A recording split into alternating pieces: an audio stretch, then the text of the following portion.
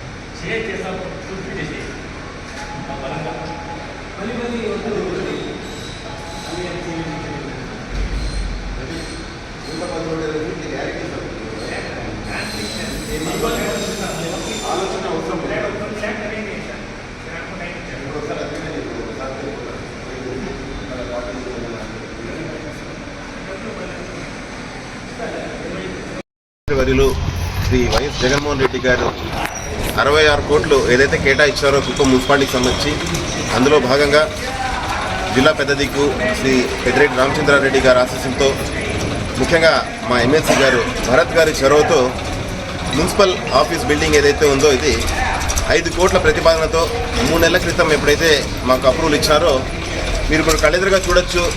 ఇంత చక్కగా ఈరోజు ఒక బ్యూటిఫుల్ స్ట్రక్చర్ తీసుకురావడం జరిగింది.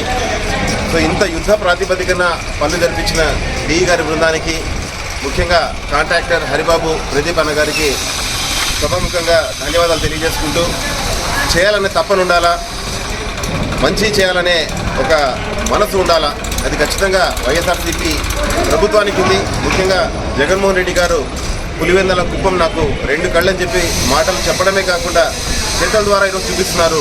66 కోట్ల ద్వారా మీరు ఈరోజు ఏ వార్డుకి వెళ్ళినా కూడా చక్కగా అన్ని చోట్ల ప్రజల ప్రాథమిక అవసరాలు తీరుస్తూ మంచి డ్రైనేజెస్ కానీ, రోడ్స్ కానీ, లైట్స్ కానీ, ముఖ్యంగా ఈరోజు మున్సిపాలిటీ పరిపాలనా భవనం మన కళ్ళెదురుగా మనకు అనిపిస్తోంది. ఇవన్నీ కూడా గతంలో 35 ఏళ్ళు ఇక్కడ తెలుగుదేశం అధికారంలో ఉండింది, 14 ఏళ్ళు చంద్రబాబు నాయుడు గారు ఇక్కడ ముఖ్యమంత్రిగా ఉన్నారు. మరి స్థానిక తెలుగుదేశం నాయకులు ఏ రోజు కూడా, అంటే ఎప్పుడో 1980 దశకాల్లో కట్టిన ఒక పాత పంచాయతీ భవనం 1960లో, అప్పటి నుంచి ఇప్పటి వరకు కూడా అలాగే లాగుతూ వచ్చారు. మరి ఈరోజు జగన్మోహన్ రెడ్డి గారు వచ్చిన తర్వాత ఊరు పెరిగింది, ఊరి అవసరాలు దృష్టిలో పెట్టుకొని ఈ ప్రాంతాన్ని మున్సిపాలిటీగా చేయడమే కాకుండా మున్సిపాలిటీకి సంబంధించి ఒక చక్కటి పరిపాలనా భవనాన్ని కూడా కేటాయించడం జరిగింది. సో సభాముఖంగా ముఖ్యమంత్రి వర్యులకు, ముఖ్యంగా జిల్లా పెద్ద దిక్కు పెద్దిరెడ్డి రామచంద్రారెడ్డి గారికి నమస్కారాలు, ధన్యవాదాలు తెలియజేసుకుంటూ, అతి త్వరలో అంటే అన్ని అనుకూలిస్తే బహుశా ఒక నెల రోజుల కాలంలో దీన్ని శంకుస్థాపన చేయడమే కాకుండా పూర్తిగా పరిపాలన కూడా ఇక్కడి నుంచే సాగిస్తామని చెప్పి తెలియజేసుకుంటూ, ప్రజలందరూ కూడా నిజం గ్రహించాలా, మంచి ఓటు చేస్తున్నారని గ్రహించాలా.